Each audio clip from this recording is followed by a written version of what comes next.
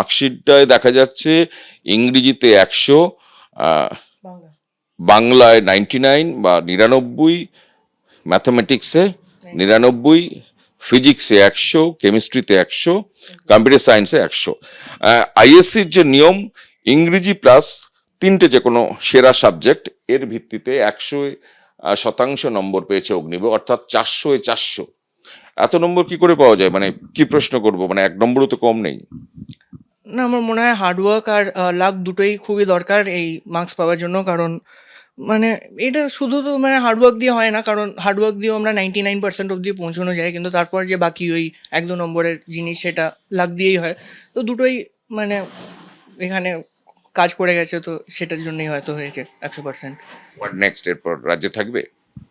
হ্যাঁ, রাজ্যে থাকতে পারি, মানে WBJEE ওগুলো দেবো, তারপর অন্য JEE দেবো, JEE অ্যাডভান্স। তো দেখা যাক কি হয়। মানে ইচ্ছা তো কম্পিউটার সায়েন্স বা কিছু নিয়ে পড়ার, আর সেটাই আপাতত, তো সেটাই প্ল্যান।